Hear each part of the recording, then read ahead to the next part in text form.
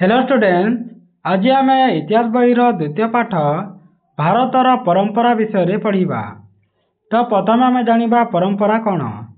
तो कौन सी जाति हेउ बा संप्रदाय, गोष्ठी, समाज अथवा राष्ट्र रे पुरुषानुक्रमे धारावाहिक भाव में प्रचलित थिबा सुस्थ लोकरीति, धर्म, विश्वास, जीवनधारा बा शैली जहाँ परवर्ती पीढ़ी मध्य ग्रहण करी सही अनुजाई परिचालित हुअंती ताको आमे परंपरा बोली कही थाऊ।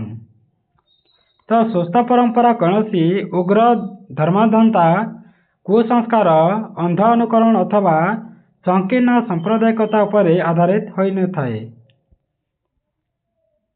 तो उच्च परंपरा जगू भारत रे एक सुस्थ समाज, सफल गणतंत्र, उदार धर्मचेतना, अनुकरणीय संस्कृति और आदर्श अर्थनीति प्रतिष्ठित हो पारिछि। तो विश्वर प्राय समस्त देश में भारतर परंपरा आदृत हो प्रत्येक भारतीय को गर्वित मध्य करुछि। तो आम सामाजिक परंपरा विषय जानिबा। तो प्रथम आम सामाजिक परंपरा आसी थाए परिवार। तो वैदिक जुगरु भारत में यौथ परिवार परंपरा प्रचलित होइछि। तो यही परिवार केवल स्वामी, स्त्री और सेमानकर संतानक मध्य सीमित न रही जेजे बापा, जेजेमा, बापा माँ, बड़ बापा, बड़ माँ, दादा, खुड़ी, पुओ, बहु, पुतुरा, पुतुरा बहु, नाती, नातुणी, बहु एवं विवाह करने पर्यंत झील, झियारी, नातुणी को अंतर्भुक्त करिथाए। तो पुओ विवाह करने पर अलग न रही स्त्री सहित निज बापा, माँ, भाई और भौणी सांगरे मिलमिशी रही थांती। एही भाव में समग्र कुटुंब एकत्र रहिबाकू आम यौथ परिवार कही थाऊ। तो परिवार संपत्ति रे रोजगार करुथिबा और रोजगार न करुथिबा समस्त सदस्यों समान भाग होइथाए। तो परिवार समस्त कार्य रे वरिष्ठतम सदस्य निष्पत्ति नहीं थांती।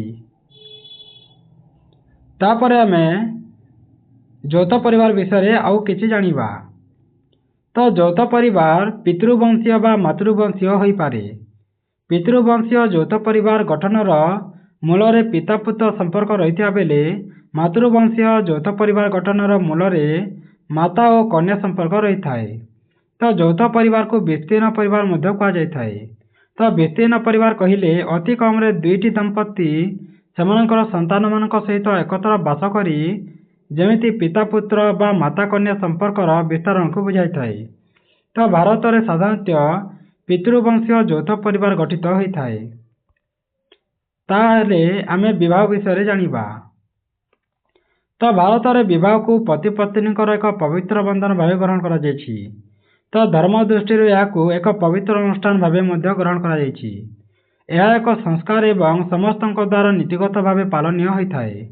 तेणु विवाह को एक कर्तव्य भाव विवेचना करा जाए। संतान मानक पई साथी खोजिबा पितामातांकर नैतिक कर्तव्य एवं सेमानक पसंद को ग्रहण करिबा संतान मानकर नैतिक कर्तव्य अटे। तो केतेक क्षेत्र में युवक युवती को निज पसंदर साथी बाछिबा स्वाधीन मध्य दिया जाए। तो भारत में विवाह को केवल दुई जन युवक युवती मिलन भाव ग्रहण करा न जाई दुईटी यौथ परिवार मिलन भाव विवेचना मध्य करा जाए। तो भारतर विभिन्न अंचल भिन्न भिन्न प्रकार विवाह पद्धति अनुसृत होइथिले मध्य समस्त पद्धति परंपरा और रीति गुड़िक समान थाए। तो भारत में बास करुवा विभिन्न संप्रदायर आदिवासी निजर धर्मनीति अनुजाई विवाह संपादन करथांती। एक पवित्र अनुष्ठान भाव विवेचित होइथिबा विवाह बंधन प्रत्येक भारतीय संप्रदायर एक प्रधान सामाजिक परंपरा अटे। तापर आम जानिबा नैतिक मूल्यबोध विषय। तो भारतीय समाज केतेक नैतिक मूल्यबोध पालन करी अन्यान्य देश ठारू भिन्न एक सामाजिक परंपरा सृष्टि करिअछि। तो परिवार रे वरिष्ठ सदस्य मानक सम्मान देवा, सेमानक आदेश पालन करिबा और वरिष्ठतम सदस्यଙ୍କ निष्पत्ति और निर्देश रे परिवार परिचालना होइथाए एवं परिवार पूर्वपुरुष मानक सम्मान करी सम्मान प्रदर्शन करिबा भारतीय परिवार स्वतंत्र मूल्यबोध अछि। तापर सकारात्मक शिक्षादान करिथिबा गुरुजन माननकु एवं अन्यान्य गुरुस्थानीय व्यक्ति को भक्ति प्रदर्शन करिबा तथा वरिष्ठ व्यक्ति माननकु सेमानक नाम उच्चारण करी सम्मानर सह संबोधन करिबा एवं साक्षात हेबा समय रे ନତମସ୍ତକ ବା ପ୍ରଣାମ କରିବା ଏଇଟା ହେଉଛି ଭାରତୀୟ ସମାଜର ପାରମ୍ପରିକ ମୂଲ୍ୟବୋଧ। ପୋଷାକ ପରିଚ୍ଛଦ ଓ ଆଚାର ବିଚାର କରିବା ବା ବ୍ୟବହାର ଓ କଥାବାର୍ତ୍ତାରେ ଶାଳୀନତା ଦେଖାଇବା, ନମ୍ରତା, ଭଦ୍ରତା ଏବଂ ଦୟା, ଦାନ, ସେବା, ସ୍ନେହ, କ୍ଷମା ଏହିସବୁ ପ୍ରଭୃତି ମୂଲ୍ୟବୋଧ ଗୁଡ଼ିକ ଭାରତର ପରମ୍ପରାଗତ ଅଛି। ତାପରେ ନୈତିକ କର୍ତ୍ତବ୍ୟ କ'ଣ ଅଛି ତା ବିଷୟରେ ଜାଣିବା। ତ ଭାରତୀୟ ସମାଜରେ ପ୍ରତ୍ୟେକ ବ୍ୟକ୍ତି ପାଳନ କରିବା ପାଇଁ କେତେକ ନୈତିକ କର୍ତ୍ତବ୍ୟର ପରମ୍ପରା ରହିଅଛି। ପ୍ରଥମତଃ ସନ୍ତାନର ଉପଯୁକ୍ତ ଲାଳନ ପାଳନ କରିବା, ତାକୁ ଶିକ୍ଷା, ସଂସ୍କାର ଓ ସଂସାର ଗଠନ କରିବାରେ ପରିବାରରେ ପିତାମାତାଙ୍କର ଏକ ପ୍ରଧାନ ନୈତିକ କର୍ତ୍ତବ୍ୟ ଥାଏ। ଦ୍ୱିତୀୟରେ ପରିବାରର ବୟସ୍କ ଓ ବୟୋଜ୍ୟେଷ୍ଠ ସଦସ୍ୟ ତଥା ବଡ଼ ଲୋକମାନଙ୍କୁ ପିତାମାତାଙ୍କର ସେବା ଯତ୍ନ କରିବା ଓ ସନ୍ତାନ ସନ୍ତତି ଓ ଅନ୍ୟାନ୍ୟ କନିଷ୍ଠ ସଦସ୍ୟଙ୍କ ନୈତିକ କର୍ତ୍ତବ୍ୟ ଥାଏ। ତୃତୀୟରେ ଅତିଥି ଦେବୋ ଭବ ନୀତିରେ ଅନୁପ୍ରାଣିତ ହୋଇ ଅର୍ଥାତ୍ ଅତିଥିଙ୍କୁ ଭଗବାନ ତୁଲ୍ୟ ମନେକରି ଅତିଥିଙ୍କର ସମ୍ମାନ ସେବା କରିବା ଓ ସତ୍କାର ଭାରତୀୟମାନଙ୍କର ଏକ ମହତ୍ତ୍ୱପୂର୍ଣ୍ଣ ନୈତିକ କର୍ତ୍ତବ୍ୟ ଅଟେ। 4 ନମ୍ବରରେ ଯଦି ଦେଖିବା ତାହେଲେ ନାରୀମାନଙ୍କୁ ଉପଯୁକ୍ତ ସ୍ଥାନ ଦେବା, ସେମାନଙ୍କ ପ୍ରତି ଉତ୍ତମ ଆଚରଣ ପ୍ରଦର୍ଶନ କରିବା, ସେମାନଙ୍କୁ ଉଚିତ ସମ୍ମାନ ଦେବା ଓ ଆବଶ୍ୟକ ସ୍ଥଳେ ସୁରକ୍ଷା ପ୍ରଦାନ ମଧ୍ୟ କରିବା ପ୍ରତ୍ୟେକ ଭାରତୀୟର ନୈତିକ କର୍ତ୍ତବ୍ୟ ଅଟେ। ତାପରେ ଧାର୍ମିକ ରୀତିନୀତି ଅନୁଯାୟୀ ମୃତ ବ୍ୟକ୍ତିର ଶବର ଅନ୍ତ୍ୟେଷ୍ଟିକ୍ରିୟା ସମ୍ପାଦନ କରିବା ଏବଂ ପରଲୋକଗତ ଆତ୍ମାର ଶାନ୍ତି ଓ ସଦ୍ଗତି ପାଇଁ ପ୍ରାର୍ଥନା କରିବା ଏକ ନୈତିକ କର୍ତ୍ତବ୍ୟ ଭାବେ ଭାରତୀୟ ପରମ୍ପରାରେ ରହିଛି। ତ ତାପରେ ଷଷ୍ଠ ଅଛି ବାସଗୃହ, ଶିକ୍ଷାନୁଷ୍ଠାନ, ଚିକିତ୍ସାଳୟ ଓ ଧର୍ମପୀଠର ପରିଷ୍କାର ପରିଚ୍ଛନ୍ନତା କରିବା ଏବଂ ପରିବାରର ପବିତ୍ରତା ଓ ବିଶୁଦ୍ଧତା ରକ୍ଷା କରିବା ପ୍ରତ୍ୟେକ ଭାରତୀୟର ପରମ୍ପରାଗତ ନୈତିକ କର୍ତ୍ତବ୍ୟ ରହିଅଛି। ଏହିସବୁ 6ଟି ଆମକୁ ମାନିବାକୁ ପଡ଼ିଥାଏ ହେଲା ଭାରତୀୟ ପରମ୍ପରାରେ। ତାପରେ ଉତ୍ସବର ମଧ୍ୟ ପାଳନ କରିଥାନ୍ତି, ଯେମିତି ସନ୍ତାନର ଜନ୍ମ ହେଉ ବା ନାମକରଣ କରାଯାଉ ବା ଅନ୍ନପ୍ରଶାନ କରାଯାଉ ବା ବିଦ୍ୟା ଆରମ୍ଭ କରାଯାଉ ବା ଉପନୟନ ବା ବିବାହ ସମୟରେ ସମ୍ପୃକ୍ତ ପରିବାରରେ ଆନନ୍ଦ ଖେଳି ଯାଇଥାଏ ଏବଂ ଉତ୍ସବ ମଧ୍ୟ ପାଳନ କରାଯାଏ। ତ ଏଗୁଡ଼ିକ ବ୍ୟତୀତ ପରିବାର ମଧ୍ୟରେ କେତେକ ଧର୍ମୀୟ ଉତ୍ସବ ମଧ୍ୟ ପାଳନ କରାଯାଇଥାଏ। ସେଗୁଡ଼ିକ କେତୋଟି ପ୍ରଧାନ ଉତ୍ସବ ହେଉଛି ହୋଲି, ଶ୍ରୀ ରାମନବମୀ, ଗୁଡ୍ ଫ୍ରାଇଡେ, ବୁଦ୍ଧ ଜୟନ୍ତୀ, ଗୁରୁ ପୂର୍ଣ୍ଣିମା, ଶବି ବାରତ, ରକ୍ଷାବନ୍ଧନ, ଜନ୍ମାଷ୍ଟମୀ, ଇଦୁଲ ଫିତର, ଗଣେଶ ଚତୁର୍ଥୀ, ନବରାତ୍ରି, ବିଜୟ ଦଶମୀ, ଦୀପାବଳି, ଇଦୁଲ ଜୁହା, ମହରମ ଓ ଖ୍ରୀଷ୍ଟ ଜନ୍ମ। ତ ଏହିସବୁ ପର୍ବ ଗୁଡ଼ାକ କରାଯାଇଥାଏ ଆମ ଭାରତରେ। ତ ସାମାଜିକ ପରମ୍ପରା ଭାବେ ବିବେଚିତ ଏହି ଉତ୍ସବ ଗୁଡ଼ିକର ପାଳନ ଅବସରରେ ପରିବାରର ସଦସ୍ୟମାନେ ବନ୍ଧୁବାନ୍ଧବ ଓ ସମ୍ପର୍କୀୟମାନଙ୍କ ସହିତ ଏକତ୍ର ହୋଇଥାନ୍ତି ଓ ଧର୍ମୀୟ ରୀତିନୀତି ଓ ଆନନ୍ଦ ଉଲ୍ଲାସରେ ସମସ୍ତେ ଭାଗ ମଧ୍ୟ ନେଇଥାନ୍ତି। ତାପରେ ଅଛି ଧାର୍ମିକ ପରମ୍ପରା ଆମର କ'ଣ ଅଛି। ତ ପ୍ରଥମେ ତ ଆଧ୍ୟାତ୍ମିକତା ଅଛି। ତ ଭାରତୀୟମାନେ ସାଧାରଣତଃ ଦୃଢ଼ ଭଗବତ ବିଶ୍ୱାସୀ ଅଟନ୍ତି। ତ ବୈଦିକ ସଭ୍ୟତାର ଧାର୍ମିକ ଚିନ୍ତାଧାରା ମଧ୍ୟରେ ଗଭୀର ଆଧ୍ୟାତ୍ମିକ ବିଶ୍ୱାସ ନିହିତ ରହିବା ଦରକାର। ତ ଋଗ୍ବୈଦିକ ଯୁଗରୁ ବିଶ୍ୱାସ କରାଯାଉଥିବା ପାରମ୍ପରିକ ମତ ଅନୁଯାୟୀ ସମଗ୍ର ପ୍ରକୃତି ଓ ବିଶ୍ୱବ୍ରହ୍ମାଣ୍ଡର ସ୍ରଷ୍ଟା ହେଉଛନ୍ତି ଏକ ପରମେଶ୍ୱର ବା ପରମ ଶକ୍ତି। ତ ତେଣୁ ଋଗ୍ବେଦ ସମୟରୁ ଭାରତରେ ଏକେଶ୍ୱରବାଦ ବିଶ୍ୱାସର ପରମ୍ପରା ରହିଆସୁଛି। ତ ଈଶ୍ୱରଙ୍କ ଦ୍ୱାରା ମନୁଷ୍ୟ ସୃଷ୍ଟି ହୋଇଥିବାରୁ ସ୍ୱାଭାବିକ ଭାବେ ପ୍ରତ୍ୟେକ ମନୁଷ୍ୟ ମଧ୍ୟରେ ଈଶ୍ୱରଙ୍କ ସତ୍ତା ରହିବା ଜରୁରୀ।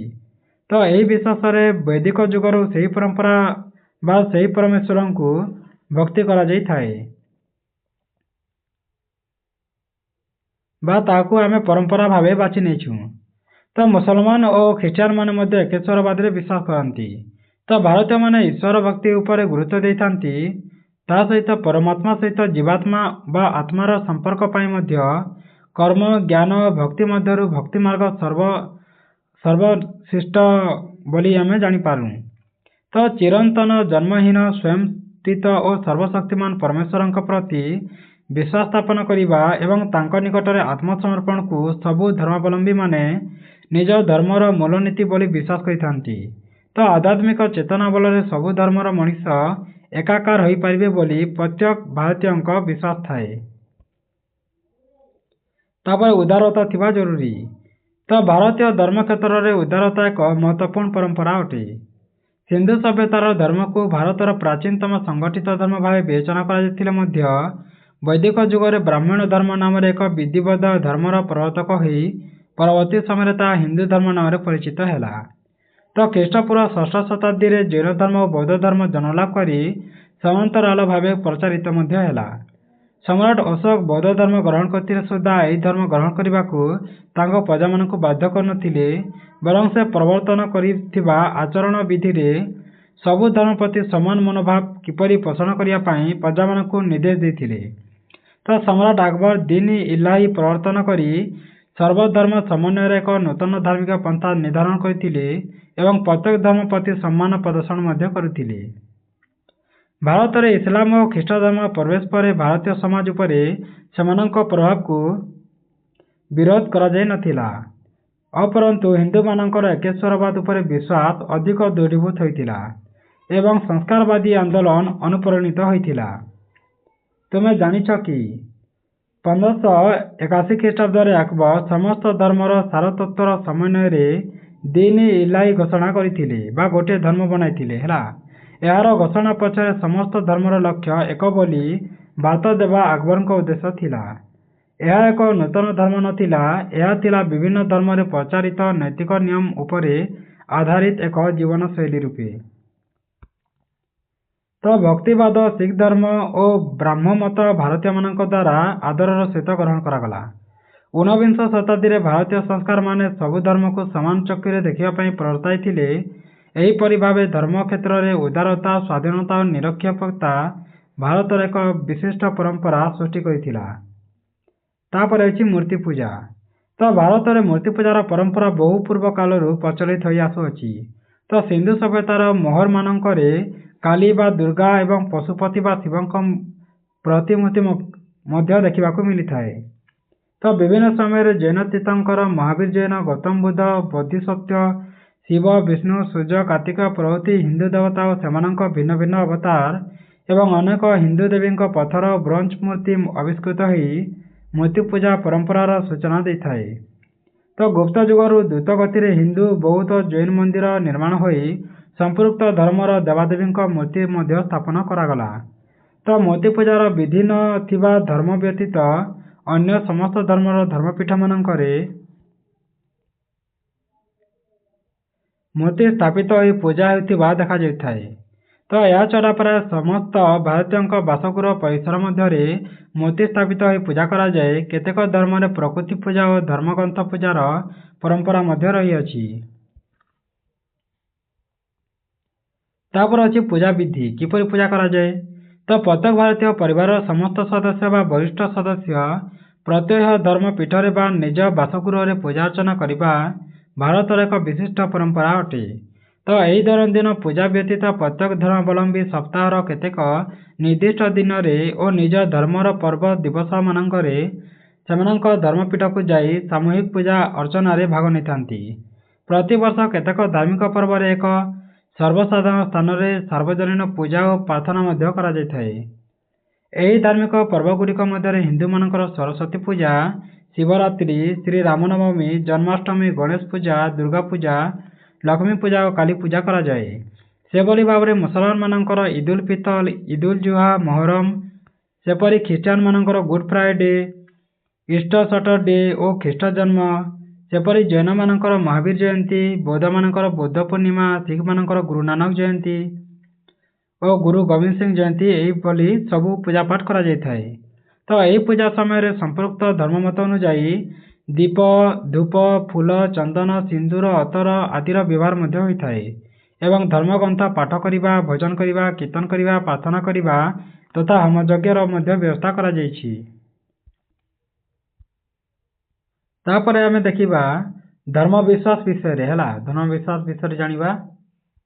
ତ ଭାରତରେ ବିଭିନ୍ନ ଧର୍ମ ପ୍ରଚଳିତ ହେଉଥିଲେ ସୁଦ୍ଧା ଧର୍ମମତ ନିର୍ବିଶେଷରେ ପ୍ରତ୍ୟେକ ଭାରତୀୟ ଆତ୍ମାର ଅମରତ୍ୱ, କର୍ମବାଦ, ପୁନର୍ଜନ୍ମ ନେବା, ମୋକ୍ଷ ପ୍ରାପ୍ତିରେ ବିଶ୍ୱାସ କରିଥାନ୍ତି। ତ ପ୍ରତ୍ୟେକ ଧର୍ମାବଲମ୍ବୀ ସମାନତା, ସହାବସ୍ଥାନ, ସହନଶୀଳତା ତଥା ସାର୍ବଜନୀନ ପ୍ରେମ କରିବା, ବିଶୁଦ୍ଧ ଚରିତ୍ର, ଭକ୍ତି, ଦୟା, ଦାନ, କ୍ଷମା ଓ ଅହିଂସାରେ ବିଶ୍ୱାସ କରିଥାନ୍ତି। ତ ସମସ୍ତ ଧର୍ମରେ ଜାତି ପ୍ରଥା ଓ ଅସ୍ପୃଶ୍ୟତା, ଭେଦଭାବ ଓ ଉଚ୍ଚନୀଚ ମନୋଭାବ, ନିଷ୍ଠୁରତା ଓ ନିର୍ଦ୍ଦୟତା, ଅନୀତି ଓ ଅନ୍ୟାୟ ତଥା ଘୃଣା, ଦ୍ୱେଷ, ଈର୍ଷା ଓ ଲୋଭକୁ ବିରୋଧ କରାଯାଇଛି। ତ ଧର୍ମ ପାଳନକୁ ଦୃଢ଼ କରିବା ପାଇଁ ହିନ୍ଦୁମାନଙ୍କର ଚତୁର୍ଧାମ ଯାତ୍ରା ଅଛି ଓ ମୁସଲମାନମାନଙ୍କର ମକା ଯାତ୍ରା ସମ୍ପୃକ୍ତ ଧର୍ମାବଲମ୍ବୀମାନଙ୍କର ଏକ ପାରମ୍ପରିକ ବିଶ୍ୱାସ ଥାଏ। ତ ଆମେ ଯେତେବେଳେ ଆମ ଧର୍ମ ପାଳନ କରିଥାଉ ତାହେଲେ ଆମର ଚତୁର୍ଧାମ ଯାତ୍ରା ଥାଏ ହେଲା। ଚତୁର୍ଧାମ ଚାରିଟି ଅଛି ଚାରି ଦିଗରେ। ସେମିତି ମୁସଲମାନମାନଙ୍କର ମଧ୍ୟ ମକା ଅଛି, ଯାହା ଯାଇଥାନ୍ତି ସେମାନେ ମକାକୁ। ଏଇଟା ତମେ ଦେଖିବାକୁ ପାଇଥିବ। ତ ଇସଲାମ ଧର୍ମରେ କେତେକ ନିର୍ଦ୍ଦିଷ୍ଟ ଧାର୍ମିକ କର୍ତ୍ତବ୍ୟ ପାଳନ କରିବା ପାଇଁ ନିର୍ଦ୍ଦେଶ ଦିଆଯାଇଥାଏ ହେଲା। ତ ସେଥିମଧ୍ୟରୁ ପ୍ରତ୍ୟେକ ସମର୍ଥ ମୁସଲମାନ ଇସଲାମ ଧର୍ମର ପବିତ୍ର ସ୍ଥାନ ମକାକୁ ଯାଇଥାନ୍ତି ଓ ତୀର୍ଥଯାତ୍ରା କରି ସେଠାରେ ଅବସ୍ଥିତ ଉପାସନା ମୁଖ୍ୟ କେନ୍ଦ୍ର କାବାକୁ ଭକ୍ତି ଜଣାଇବାର ଏହା ଗୋଟିଏ ହେଲା କର୍ତ୍ତବ୍ୟ ମୁସଲମାନମାନଙ୍କର। ଏହି ଯାତ୍ରାକୁ ସେମାନେ ହଜ୍ ବୋଲି କହିଥାନ୍ତି ମୁସଲମାନମାନେ। ତାପରେ ସାଂସ୍କୃତିକ ପରମ୍ପରା ବିଷୟରେ ଜାଣିବା। ତ ବୈଦିକ ସଂସ୍କୃତି ପ୍ରଥମେ। ତ ବିଭିନ୍ନ ଦେଶୀୟ ଓ ବିଦେଶାଗତ ଧର୍ମ ଓ ସଂସ୍କୃତି ସତ୍ତ୍ୱେ ଭାରତୀୟ ଭାବଧାରାରେ ବୈଦିକ ସଂସ୍କୃତିର ମହତ୍ତ୍ୱପୂର୍ଣ୍ଣ ତତ୍ତ୍ୱ ବଦ୍ଧମୂଳ ଭାବେ ସୁରକ୍ଷିତ ରହି ଏକ ଚିରସ୍ଥାୟୀ ପରମ୍ପରା ସୃଷ୍ଟି କରିଛି। ବୈଦିକ ସଂସ୍କୃତି ଭାରତୀୟ ସଂସ୍କୃତିର ପ୍ରାଣପିଣ୍ଡ ଭାବେ ବିବେଚିତ ହୋଇଥାଏ। ତ ବୈଦିକ ଯୁଗର ଆର୍ଯ୍ୟମାନଙ୍କ ପିତୃକୈନ୍ଦ୍ରିକ ପରିବାର ପରିଚାଳନା ପଦ୍ଧତି, ଶୃଙ୍ଖଳିତ ଶିକ୍ଷା ବ୍ୟବସ୍ଥା, ଗଭୀର ଆଧ୍ୟାତ୍ମିକ ଭାବ, ଗ୍ରାମ୍ୟ ଜୀବନ, ଜାତି ପ୍ରଥା ଓ ଜୀବନର ଚତୁରାଶ୍ରମ ଏବେ ମଧ୍ୟ ଭାରତୀୟଙ୍କ ସମାଜରେ ପ୍ରଚଳିତ ହେଉଅଛି। ତ ତା ବିଷୟରେ ଜାଣିବା। କାହାକୁ ଚତୁରାଶ୍ରମ କୁହାଯାଇଥାଏ ଯେ? ତ ମନୁଷ୍ୟ ଜୀବନରେ ଚାରୋଟି ଅବସ୍ଥାକୁ ଚତୁରାଶ୍ରମ କୁହାଯାଇଥାଏ। ସେଗୁଡ଼ିକ ହେଲା ଗୋଟିଏ ବ୍ରହ୍ମଚର୍ଯ୍ୟ ବା ଜ୍ଞାନ ଆହରଣ କରିବାର ସମୟ, ତା ହେଉଛି ଗ୍ରାହସ୍ଥ୍ୟ ଯାହାକୁ ଆମେ ସାଂସାରିକ ଜୀବନ ସମୟ କହିଥାଉ, ତାପରେ ଅଛି ବାନପ୍ରସ୍ଥ ତପସ୍ୟାର ମଗ୍ନ ହେବା ସମୟ, ତାପରେ ଅଛି ସନ୍ନ୍ୟାସ ଯାହା ଆତ୍ମସଂଯମ ସହିତ ସତ୍ୟ ଓ ଧର୍ମ ପ୍ରଚାର କରିବା ସମୟକୁ କହିଥାଉ। ତ ଆର୍ଯ୍ୟମାନଙ୍କର ମୌଳିକ ଦାର୍ଶନିକ ଚିନ୍ତାଧାରା ଭାରତୀୟ ଦର୍ଶନରେ ଗୁରୁତ୍ୱ ଲାଭ କରିଛି। ସେମାନଙ୍କର 6ଟି ଦାର୍ଶନିକ ପଦ୍ଧତି ଭାରତୀୟ ସଂସ୍କୃତିକୁ ବିଶିଷ୍ଟ ଅବଦାନରେ ମନେ କରାଯାଏ। ଆର୍ଯ୍ୟମାନଙ୍କ ଦାର୍ଶନିକ ଚିନ୍ତାଧାରା ବସୁଧୈବ କୁଟୁମ୍ବକମ୍ ଭାରତରେ ବିଶ୍ୱ ଭ୍ରାତୃତ୍ୱ ଭାବରେ ବଳିଷ୍ଠ ପରମ୍ପରା ସୃଷ୍ଟି କରିଥାଏ। ତୁମେ ଜାଣିଛ କି ପରବର୍ତ୍ତୀ ବୈଦିକ ଯୁଗର ବିଶିଷ୍ଟ ଅବଦାନ ରୂପେ ବିବେଚିତ 6ଟି ଦାର୍ଶନିକ ପଦ୍ଧତି ହେଉଛି ସଂଖ୍ୟା, ଯୋଗ, ନ୍ୟାୟ, ବୈଶେଷିକ, ପୂର୍ବ ମୀମାଂସା ଓ ଉତ୍ତମ ମୀମାଂସା। ଏହିସବୁ ହେଉଛି 6ଟି ଦାର୍ଶନିକ ପଦ୍ଧତି। ତାପରେ ଆମେ ସ୍ଥାପତ୍ୟ, ମୂର୍ତ୍ତିକଳା ଓ ଚିତ୍ରକଳା ବିଷୟରେ ଜାଣିବା। ତ ସିନ୍ଧୁ ସଭ୍ୟତା ସମୟରୁ ଭାରତରେ ବିଭିନ୍ନ ସମୟରେ ଭିନ୍ନ ଭିନ୍ନ ଶାସକଙ୍କ ପୃଷ୍ଠପୋଷକତାରେ ଗୃହ, ସ୍ତୂପ, ସ୍ତମ୍ଭ, ପ୍ରାସାଦ, ମନ୍ଦିରଗୁଡ଼ାକ ଓ ଅନ୍ୟାନ୍ୟ ଧର୍ମପୀଠ ନିର୍ମାଣ କରାଯାଇଥିଲା ଓ ଆଜି ପର୍ଯ୍ୟନ୍ତ ସ୍ଥାପତ୍ୟ କଳାର ପରମ୍ପରା ବଜାୟ ରହିଛି। ସେହିପରି ବିଭିନ୍ନ ସମୟରେ ଭାରତୀୟ କୁଶଳୀ କାରିଗରମାନଙ୍କ ଦ୍ୱାରା ମାଟିରେ, ପଥର ଓ ଧାତୁରେ ଦେବାଦେବୀ ପୂଜା ବା ଦେବାଦେବୀ ମୂର୍ତ୍ତି କରାଯାଇଥାଏ। ରାଜା, ମହାରାଜା, ପଶୁପକ୍ଷୀ ପ୍ରଭୃତିର ମୂର୍ତ୍ତି ମଧ୍ୟ ନିର୍ମିତ କରାଯାଇଥାଏ ଓ ଭାରତରେ ମୂର୍ତ୍ତିକଳାର ପରମ୍ପରା ସୃଷ୍ଟି ହୋଇପାରିଛି। ତ ପ୍ରାକ୍ ଐତିହାସିକ ଯୁଗରୁ ଚିତ୍ରକଳାର ଉଦ୍ଭବ ହୋଇ ସମୟକ୍ରମେ ଏହା ପ୍ରତି ଆଦର ଓ ଆଗ୍ରହ ବୃଦ୍ଧି ପାଇଲା ଏବଂ ଭାରତର ବିଭିନ୍ନ ଅଞ୍ଚଳରେ ଚିତ୍ରକାରମାନଙ୍କ ଦ୍ୱାରା ଭିନ୍ନ ଭିନ୍ନ ଶୈଳୀ ବିକଶିତ ହୋଇ ଚିତ୍ରକଳାର ଏକ ପରମ୍ପରା ସୃଷ୍ଟି ହୋଇଥିଲା।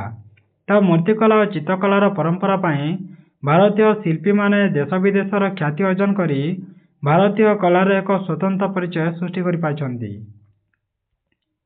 ତାପରେ ନୃତ୍ୟଗୀତ ବିଷୟରେ ଜାଣିବା। ତ ନୃତ୍ୟଗୀତ ଭାରତର ଏକ ମୌଳିକ କଳା ଅଟେ। ବହୁ ପ୍ରାଚୀନ କାଳରୁ ବିକଶିତ ହୋଇ ଏହା ଭାରତରେ ଏକ ଗୁରୁତ୍ୱପୂର୍ଣ୍ଣ ସାଂସ୍କୃତିକ ପରମ୍ପରା ସୃଷ୍ଟି କରିଛି। ତ ଆଧୁନିକ କାଳରେ ଏ କ୍ଷେତ୍ରରେ ବିଦେଶୀ ସଂସ୍କୃତିର ପ୍ରଭାବ ପଡ଼ିଥିଲେ ସୁଦ୍ଧା ଭାରତକୁ ଗୌରବମଣ୍ଡିତ କରିଥିବା ସମ୍ପୂର୍ଣ୍ଣ ଭାବେ ଭାରତର ନିଜସ୍ୱ ପାରମ୍ପରିକ ଶୈଳୀର ନୃତ୍ୟ ଓ ଗୀତ ଏବେ ମଧ୍ୟ ଦେଶ ଭିତରେ ଓ ଦେଶ ବାହାରେ ମଧ୍ୟ ଅଛି ବା ସେ ଫେମସ୍ ଅଛି ବା ସୁବିଖ୍ୟାତ ସମ୍ମାନିତ ମଧ୍ୟ ଅଛି। ତ ପ୍ରାଚୀନ ମୂର୍ତ୍ତିକଳାରେ ପ୍ରତିଫଳିତ ଅଙ୍ଗଭଙ୍ଗୀକୁ ଭାରତର ପାରମ୍ପରିକ ନୃତ୍ୟଗୁଡ଼ିକ ବିକଶିତ ହୋଇଅଛି। ତ ସାମବେଦରୁ ଭାରତୀୟ ଶାସ୍ତ୍ରୀୟ ସଙ୍ଗୀତର ସୃଷ୍ଟି ହୋଇଛି ଓ ଭାରତରେ ନୃତ୍ୟ ଗୀତକୁ କେବଳ ମନୋରଞ୍ଜନ ବା ଜୀବନଧାରଣର ମାଧ୍ୟମ ଭାବେ ମନେ କରାଯାଏ ନାହିଁ। ଏହାକୁ ଶିଳ୍ପର ସୃଜନ ପ୍ରବଣତା ଓ ଭାରତୀୟ ସଂସ୍କୃତିର ପରମ୍ପରାର ଏକ ମହତ୍ତ୍ୱପୂର୍ଣ୍ଣ ଉପାଦାନ ଭାବେ ମଧ୍ୟ ବିବେଚନା କରାଯାଏ। ଶାସ୍ତ୍ରୀୟ ନୃତ୍ୟ ଗୀତ ବ୍ୟତୀତ ବିଭିନ୍ନ ଅଞ୍ଚଳର ଲୋକନୃତ୍ୟ ଓ ସ୍ଥାନୀୟ ନୃତ୍ୟ ଏବଂ ଲୋକଗୀତ ଓ ଲଘୁ ସଙ୍ଗୀତ ସାମାଜିକ ବା ଧାର୍ମିକ ଉତ୍ସବ ମାନଙ୍କରେ ପରିବେଷଣ କରାଯିବା ଭାରତରେ ଏକ ପରମ୍ପରା ସୃଷ୍ଟି କରିଛି। ତାପରେ ଆମେ ଜାଣିବା ସାହିତ୍ୟ ବିଷୟରେ।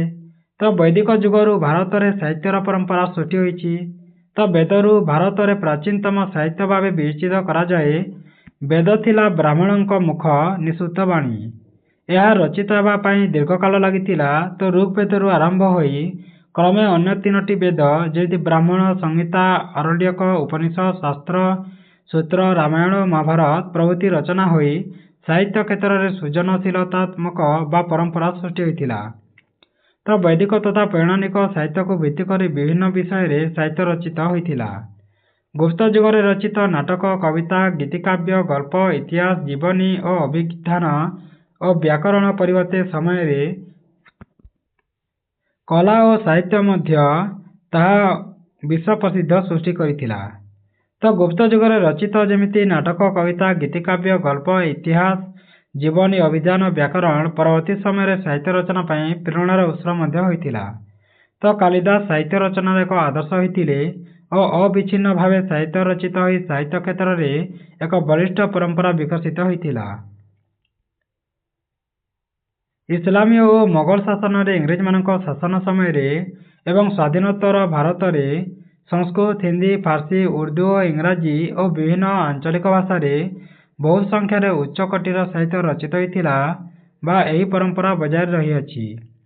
ତ ବିଶ୍ୱର ନିଖୁଣତମ ଭାଷା ଭାବେ ବିବେଚିତ ତଥା ବିଶେଷଜ୍ଞମାନଙ୍କ ଦ୍ୱାରା ଭାଷା ତତ୍ତ୍ୱର ମୂଳ ଭିତ୍ତି ଭାବେ ଗୃହୀତ ସଂସ୍କୃତ ଭାଷା ଆର୍ଯ୍ୟମାନଙ୍କ ସୃଷ୍ଟି ବୋଲି କୁହାଯାଏ। ତ ଏହା ଭାରତର ସମସ୍ତ ଭାଷାର ଶବ୍ଦାବଳୀ ଓ ଗଠନ ପ୍ରଣାଳୀକୁ ଏତେ ଦୂର ପ୍ରଭାବିତ କରିଛି ଯେ ସମସ୍ତ ଭାଷାର ମୂଳ ଭାଷା ହେଉଛି ସଂସ୍କୃତ ବୋଲି ବିଶେଷଜ୍ଞମାନେ ମତ ଦେଇଥାନ୍ତି ବା ସବୁ ଭାଷା ସଂସ୍କୃତରେ ହିଁ ଜନ୍ମ ନେଇଛନ୍ତି। ହେଲା, ତାପରେ ଜ୍ୟୋତିର୍ବିଦ୍ୟା ଓ ଆୟୁର୍ବିଦ୍ୟା ବିଷୟରେ ଜାଣିବା। ତ ଜ୍ୟୋତିଷ ବେଦାଙ୍ଗରେ ଓ ଅଥର୍ବ ବେଦରେ ଯଥାକ୍ରମେ ଜ୍ୟୋତିର୍ବିଦ୍ୟା ଓ ଚିକିତ୍ସା ବିଦ୍ୟା ସମ୍ପର୍କରେ ବର୍ଣ୍ଣନା ହୋଇ ସେହି ସମୟରୁ ଏହି ଦୁଇ କ୍ଷେତ୍ରରେ ଭାରତୀୟମାନଙ୍କ ମଧ୍ୟରେ ଆଗ୍ରହ ଓ ଅନୁସନ୍ଧିତ୍ସା ସୃଷ୍ଟି ହୋଇଥିଲା। ପରେ ପରେ ଅନ୍ୟାନ୍ୟ ଖ୍ୟାତନାମ ଜ୍ୟୋତିଷ ଶାସ୍ତ୍ରବିଦ ଓ ଚିକିତ୍ସା ବିଜ୍ଞାନୀ ଏହି ଦୁଇ ବିଦ୍ୟାର ବିକାଶ ଘଟାଇଥିଲେ। ପୃଥିବୀର ଅନେକ ଦେଶ ଭାରତରୁ ଏହି ଜ୍ୟୋତିର୍ବିଦ୍ୟା ଓ ଆୟୁର୍ବିଦ୍ୟା ସମ୍ବନ୍ଧରେ ଜ୍ଞାନ ଆହରଣ କରିଥିଲେ ଓ ଭାରତର ଜ୍ୟୋତିର୍ବିଜ୍ଞାନ ପରମ୍ପରା ଆଜି ମଧ୍ୟ ଦେଶରେ ଓ ଦେଶ ବାହାରେ ଖ୍ୟାତ ଓ ଆଦୃତ ହୋଇଛି। ତ ଚିକିତ୍ସା ବିଜ୍ଞାନ କ୍ଷେତ୍ରରେ ବହୁ ବୈଜ୍ଞାନିକ ଉପକରଣ ଓ ପଦ୍ଧତି ଆବିଷ୍କୃତ ହୋଇଥିଲେ ସୁଦ୍ଧା ଭାରତର ପାରମ୍ପରିକ ଆୟୁର୍ବେଦ ଚିକିତ୍ସା ଏବେ ମଧ୍ୟ ଜନପ୍ରିୟ ହେବାରେ ଲାଗିଛି। ତ ବିଭିନ୍ନ ପ୍ରକାର ବୃକ୍ଷଲତାର ଔଷଧୀୟ ଗୁଣର ଆଧାରରେ ଏହି ପ୍ରାକୃତିକ ଉପାୟରେ ଚିକିତ୍ସାର କୌଣସି ପାର୍ଶ୍ୱ ପ୍ରତିକ୍ରିୟା ନଥିବାରୁ ଆୟୁର୍ବେଦ ବିଦ୍ୟାର ପରମ୍ପରା ଦିନକୁ ଦିନ ଦୃଢ଼ତର ହେଉଥାଏ ବା ଆଗକୁ ଯାଉଅଛି। ତାପରେ ଆମେ ରାଜନୈତିକ ପରମ୍ପରା ବିଷୟରେ ଜାଣିବା, ଯେମିତି ଗଣତନ୍ତ୍ର। ତ ବୈଦିକ ଯୁଗରେ ସଭା ଓ ସମିତି ନାମକ 2ଟି ଅନୁଷ୍ଠାନ ହେଉଥିଲା। ତ ସଭାରେ ଧନୀ, ବିଜ୍ଞ ଓ ବୟୋବୃଦ୍ଧ ବ୍ୟକ୍ତି ସଦସ୍ୟ ରହିଥିବା ବେଳେ ସମିତିରେ ସବୁ ଶ୍ରେଣୀକୁ ଏପରିକି ସାଧାରଣ ଲୋକଙ୍କ ମଧ୍ୟରୁ ମଧ୍ୟ ସଦସ୍ୟ ମନୋନୀତ ହେଉଥିଲେ। ତ ରାଜ୍ୟର ଗୁରୁତ୍ୱପୂର୍ଣ୍ଣ ନିଷ୍ପତ୍ତିରେ ସେମାନେ ନିଜର ମତ ପୋଷଣ କରୁଥିଲେ ଏବଂ ରାଜାମାନେ ସ୍ୱେଚ୍ଛାଚାରୀ ହେବାର ଆଶଙ୍କାକୁ ଦୂର କରୁଥିଲେ। କୌଣସି ରାଜାକୁ ଆବଶ୍ୟକ ହେଲେ ଗାଦିଚ୍ୟୁତ କରି ନୂତନ ରାଜା ନିର୍ବାଚିତ କରୁଥିଲେ। ସ୍ୱାଧୀନୋତ୍ତର ଭାରତର ସମ୍ବିଧାନ ପ୍ରଦତ୍ତ 6ଟି ମୌଳିକ ଅଧିକାର ମଧ୍ୟରୁ ସମାନତାର ଅଧିକାର, ସ୍ୱାଧୀନତାର ଅଧିକାର, ଧର୍ମଗତ ସ୍ୱାଧୀନତା ଅଧିକାର ଏବଂ ସାଂସ୍କୃତିକ ଓ ଶିକ୍ଷାଗତ ଅଧିକାର ପ୍ରକାରାନ୍ତରରେ ବହୁ ପୂର୍ବରୁ ଭାରତରେ ପ୍ରଚଳିତ ହୋଇ ଆସୁଅଛି। ତାପରେ ସାଧାରଣତନ୍ତ୍ର ବିଷୟରେ ଜାଣିବା। ତାପରେ କ'ଣ ଥିଲା ସାଧାରଣତନ୍ତ୍ର ପରେ? ତ ଋଗ୍ବେଦିକ ଯୁଗରେ ଗଣ ନାମରେ ପରିଚିତ କେତେକ ସାଧାରଣତନ୍ତ୍ର ଥିଲା।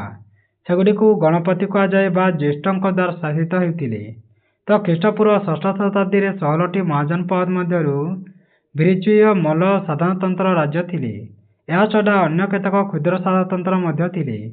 ସେଗୁଡ଼ିକ ନିର୍ବାଚନ ପ୍ରତିନିଧି ଓ ନିର୍ବାଚିତ ରାଜାଙ୍କ ଦ୍ୱାରା ଶାସିତ ହେଉଥିଲେ। ଭୀର୍ଜୀ ସାଧାରଣତନ୍ତ୍ର 8ଟି ବଂଶ ବା ଗୋଷ୍ଠୀର ଏକ ରାଜ୍ୟ ସଂଘ ଥିଲା ଏବଂ ଏହାର ଏକ ଜନପ୍ରତିନିଧି ସଭା ଓ ନିର୍ବାଚିତ ରାଜା ଥିଲେ। ଏଣୁ ଭାରତର ସାଧାରଣତନ୍ତ୍ର ପରମ୍ପରାଗତ ବୋଲି ମଧ୍ୟ କୁହାଯାଇପାରେ। ସ୍ୱାୟତ୍ତ ଶାସନ ବିଷୟ ଜାଣିବା। ତ ଗ୍ରାମ ସ୍ତରରେ ସ୍ୱାୟତ୍ତ ଶାସନ ବ୍ୟବସ୍ଥା ବୈଦିକ ଯୁଗରୁ ଭାରତରେ ଶାସନର ମୂଳ ଭିତ୍ତି ଭାବେ ରହି ଆସିଅଛି। ତ ରାମାୟଣ, ମହାଭାରତ, ବୌଦ୍ଧ ଜାତକ ଗଳ୍ପମାଳାରେ ସ୍ଥାନୀୟ ଶାସନ ସମ୍ବନ୍ଧରେ ଉଲ୍ଲେଖ କରାଯାଇଛି। ମୌର୍ଯ୍ୟ ଯୁଗରେ ସମ୍ରାଟ ଚନ୍ଦ୍ରଗୁପ୍ତ ମୌର୍ଯ୍ୟଙ୍କ ଦ୍ୱାରା ପୌର ଶାସନ ବ୍ୟବସ୍ଥା ପ୍ରତିଷ୍ଠିତ ହୋଇଥିଲା। ସୁଲତାନୀୟ ମୋଗଲ ଓ ଇଂରେଜ ଶାସନ ସମୟରେ ଶାସକମାନଙ୍କ ପୃଷ୍ଠପୋଷକତା ନ ପାଇ ସୁଦ୍ଧା ସ୍ଥାନୀୟ ସ୍ୱାୟତ୍ତ ଶାସନ ବ୍ୟବସ୍ଥା ତିଷ୍ଠି ରହିପାରିଥିଲା।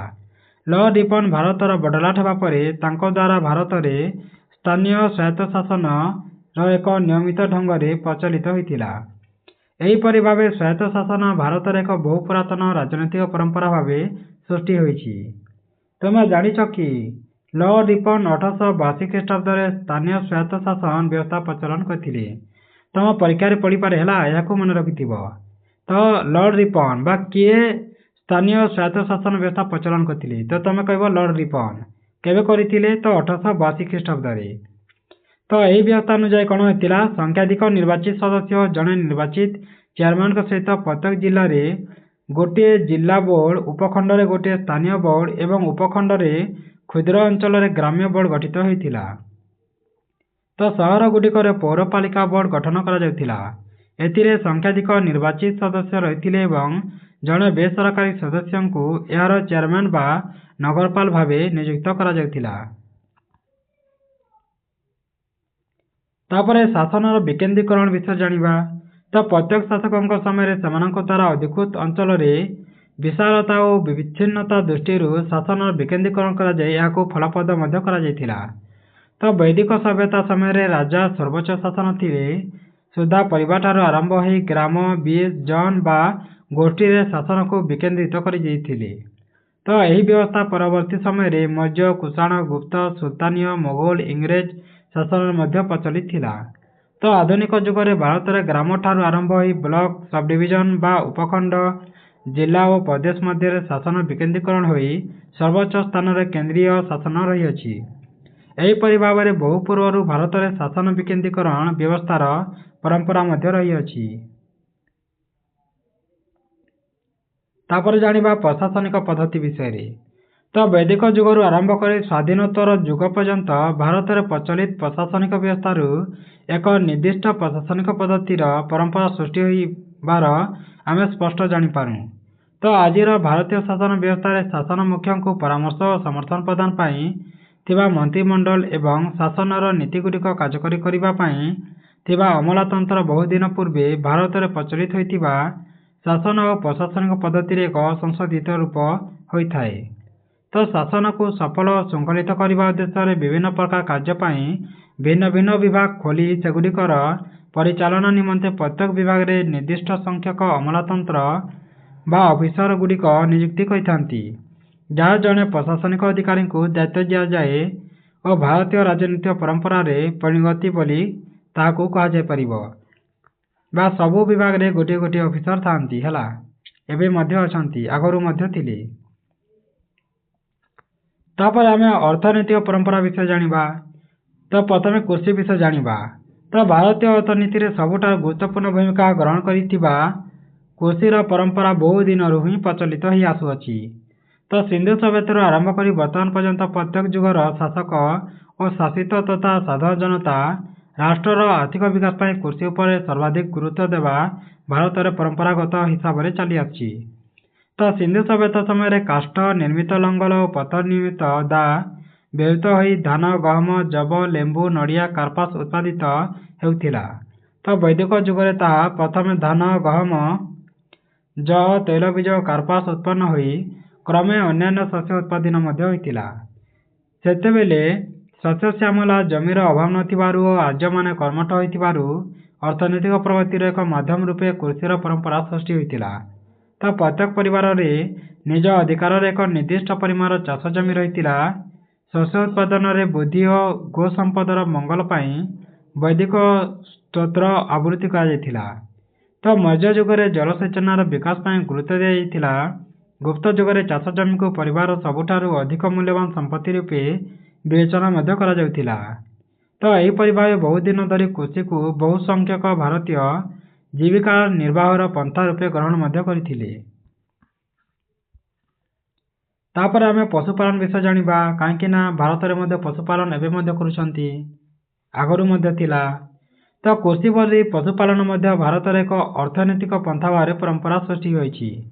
ତ ସିନ୍ଧୁ ସଭ୍ୟତାର ଆଦିବାସୀଗଣ ଷଣ୍ଢ, ବଳଦ, ମଇଁଷି, ମେଣ୍ଢା, ଘୁଷୁରୀ, କୁକୁର, ହାତୀ ଓ ଓଟ ପାଳନ କରୁଥିଲେ। ତ ବୈଦିକ ଯୁଗରେ ଆର୍ଯ୍ୟମାନେ ଗୋପାଳନ, ଗୋ ସମ୍ପଦ ସୁରକ୍ଷା ପ୍ରତି ଅତ୍ୟନ୍ତ ଆନ୍ତରିକତା ସହିତ ଦୃଷ୍ଟି ଦେଉଥିଲେ। ତ ଗୋ ହତ୍ୟା ଓ ଗୋମାଂସ ଭକ୍ଷଣକୁ ନିଷିଦ୍ଧ କରାଯାଇଥିଲା। ଜନବସତିଠାରୁ ଦୂରରେ ଗ୍ରାମର ବାହାରେ ଗୋଚର ଜମି ଚିହ୍ନଟ କରାଯାଉଥିଲା। ତ ବୈଦିକ ଯୁଗରେ ଘୋଡ଼ା, କୁକୁର, ଗଧ, ଛେଳି ଓ ମେଣ୍ଢା ମଧ୍ୟ ପାଳିତ ହେଉଥିଲା। ଚାଷ କାର୍ଯ୍ୟ କରିବା, ପରିବହନ କରିବା, ଯୁଦ୍ଧ କ୍ରୀଡ଼ା କରିବା ଓ ଶତ୍ରୁ ବା ଅପରାଧୀର ସ୍ଥାନକୁ ଖୋଜି ବାହାର କରିବା କାର୍ଯ୍ୟ ତଥା କେତେକ ପଶୁଙ୍କ ମାଂସରୁ ଖାଦ୍ୟ ପ୍ରସ୍ତୁତ କରିବା ପାଇଁ ପଶୁପାଳନର ଗୁରୁତ୍ୱ ଉପଲବ୍ଧି କରୁଥିଲେ ଓ ଭାରତରେ ବହୁ ଦିନରୁ ଏହା ଅନ୍ୟ ଏକ ଜୀବିକା ନିର୍ବାହ ପନ୍ଥା ରୂପେ ଗ୍ରହଣ କରାଯାଇଥିଲା। ତାପରେ କୁଟୀର ଶିଳ୍ପ ବିଷୟରେ ଜାଣିବା। ତ ଯୁଗ ଯୁଗ ଧରି କୁଟୀର ଶିଳ୍ପ ଭାରତର ଏକ ଅର୍ଥନୈତିକ ପରମ୍ପରା ସୃଷ୍ଟି କରିଛି।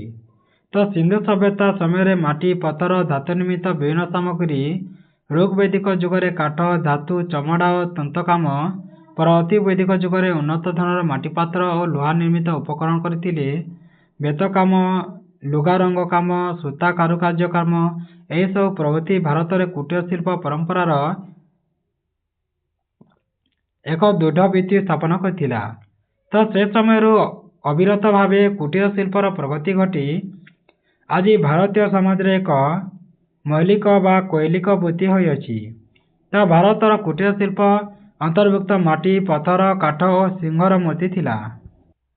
ସେଭଳି ପାତ୍ର ଓ ସାଜସଜ୍ଜା ଉପକରଣ, ସୁନା ରୂପାର ଅଳଙ୍କାର, ତାରକସି କାମ, ବିଭିନ୍ନ ଧାତୁରେ ନିର୍ମିତ କୃଷି ଶିଳ୍ପ ଓ ଗୃହରେ ବ୍ୟବହୃତ ଉପକରଣ, କନା ଓ ସୂଚୀରେ କାର୍ଯ୍ୟର ସାଜସଜ୍ଜା ସାମଗ୍ରୀ କରିବା, ଚମଡ଼ା କଷଣ କରିବା, ରଙ୍ଗ ଲଗାଇବା, ଲୁଗା ସିଲେଇ କରିବା, ବାଉଁଶ, ଛତା, ବେତ ଓ କତାରେ ନିର୍ମିତ ଦୈନନ୍ଦିନ ବ୍ୟବହାର ସାମଗ୍ରୀ କରିବା, ହସ୍ତତନ୍ତରୁ ପ୍ରସ୍ତୁତ ଶାଢ଼ୀ, ଚାଦର, ଧୋତି, ଗାମୁଛା ତଥା ଆଚାର, ବଡ଼ି, ପାପଡ଼, ଫଳରସ, ଚଟଣି, ଜାମ୍, ଜେଲି ପ୍ରଭୃତି ଖାଦ୍ୟଦ୍ରବ୍ୟର ପ୍ରସ୍ତୁତି କରିବା ବା ତିଆରି କରିବା, ଦେଶର ବିଭିନ୍ନ ଅଞ୍ଚଳ ଓ ଅନେକ ବିଦେଶ ରାଷ୍ଟ୍ରରେ ଚାହିଦା ବୃଦ୍ଧି କରି ବା ତାହାକୁ ବିକ୍ରି କରି ବିଦେଶରେ ବହୁତ ଅର୍ଥନୀତି ବା ଟଙ୍କା ରୂପେ କମାଇବା ଓ ତାହାର ପ୍ରଗତି ଏବଂ ପରମ୍ପରା ସୃଷ୍ଟି କରିଅଛି। ବା ଆମେ ଯେତେ ବି ସବୁ ଅଛି ଆମେ ଆଚାର ବା ପାପଡ଼ ସବୁ କରିକି କ'ଣ କରିଥାଉ, ବିଦେଶରେ ଆମେ ବିକ୍ରି କରିଥାଉ, ଯାହାଦ୍ୱାରା ଆମେ ପଇସା ବା ଟଙ୍କା ରୋଜଗାର କରିଥାଉ। ତା ଅଛି ବାଣିଜ୍ୟ କରିଥାଉ। ତ ଭାରତର ବାଣିଜ୍ୟ ଅତି ପ୍ରାଚୀନ ମୂଲ୍ୟବାନ ପରମ୍ପରା ଅଟେ। ସିନ୍ଧୁ ସଭ୍ୟତା ସମୟରେ ବନ୍ଦର ନିର୍ମାଣ କରିବା ଓ ବହିର୍ଦେଶ ସହିତ ବାଣିଜ୍ୟ କରିବା, ବୈଦିକ ଯୁଗରେ ଆଭ୍ୟନ୍ତରୀଣ ବାଣିଜ୍ୟ କରିବା, ଖ୍ରୀଷ୍ଟପୂର୍ବ ଷଷ୍ଠ ଶତାବ୍ଦୀରେ ଅନ୍ତର୍ମହର ଜନପଦ ବାଣିଜ୍ୟ କରିବା, ପୌରାଣିକ ଯୁଗରେ ଉଭୟ ସ୍ଥଳପଥ ଓ ଜଳପଥରେ ଆଭ୍ୟନ୍ତରୀଣ ବାଣିଜ୍ୟ କରିବା, ମୌର୍ଯ୍ୟ ଯୁଗରେ ବିଭିନ୍ନ ସ୍ଥାନରେ ବାଣିଜ୍ୟ କେନ୍ଦ୍ର ଓ ପଥସ୍ଥଳୀ ମଧ୍ୟ ନିର୍ମାଣ କରିବା ଏବଂ ସାମୁଦ୍ରିକ ବାଣିଜ୍ୟର ବିକାଶ କରିବା, ଗୁପ୍ତ ଯୁଗରେ ଉଭୟ ଆଭ୍ୟନ୍ତରୀଣ ଓ ବହିର୍ଦେଶ ବାଣିଜ୍ୟର ଦ୍ରୁତ ପ୍ରଗତି କରିବା ଏବଂ ପ୍ରାଚୀନ ଯୁଗରେ ବିଭିନ୍ନ ଏସୀୟ ଦେଶ ସହିତ ଓଡ଼ିଶାର ନୌବାଣିଜ୍ୟ ଭାରତରେ ଏକ ଦୃଢ଼ ବାଣିଜ୍ୟିକ ପରମ୍ପରା ରୂପେ ସୃଷ୍ଟି କରିଛି। ବା ଆମେ ଯେତେ ବି ବିଜନେସ୍ କରିଥାଉ ହେଲା, ବାଣିଜ୍ୟ କରିଥାଉ, ନୌ ବାଣିଜ୍ୟ ହେଉ ବା ସ୍ଥଳ ବା ଆକାଶ ସବୁଥିରେ ଆମେ କ'ଣ କରିଥାଉ, ବାଣିଜ୍ୟ କରିଥାଉ ହେଲା, ବିଦେଶକୁ ପଠାଇଥାଉ, ରପ୍ତାନି କରିଥାଉ। ତ ସୁଲତାନୀୟ ହେଉ ବା ମୋଗଲ ବା ଇଂରେଜ ହେଇଥାଉ, ସବୁ ଶାସକଙ୍କ ଦ୍ୱାରା ଏହି ପରମ୍ପରା ଚାଲିଅଛି, ଆଜି ମଧ୍ୟ ଚାଲିଅଛି ଏହି ପରମ୍ପରାଟା। ତ ପାଶ୍ଚାତ୍ୟ ଦେଶଗୁଡ଼ିକ ଭାରତର ଏହି ପରମ୍ପରା ଦ୍ୱାରା ଆକୃଷ୍ଟ ହୋଇ ନିଜ ଦେଶର ବ୍ୟବସାୟିକ ଉନ୍ନତି ପାଇଁ ବା ତାହାର ଉଦ୍ଦେଶ୍ୟରେ ଭାରତରେ ବାଣିଜ୍ୟ କଟିମାଳ ନିର୍ମାଣ କରାଯାଇଥିଲା। ସ୍ୱାଧୀନତା ପରେ ଭାରତ ପୂର୍ବକାଳର ବାଣିଜ୍ୟିକ ବିକାଶକୁ ଭିତ୍ତି କରି ଆର୍ଥିକ ପ୍ରଗତିରେ ମଧ୍ୟ ବାଣିଜ୍ୟର ଗୁରୁତ୍ୱ ବୃଦ୍ଧି ପାଇଥିଲା।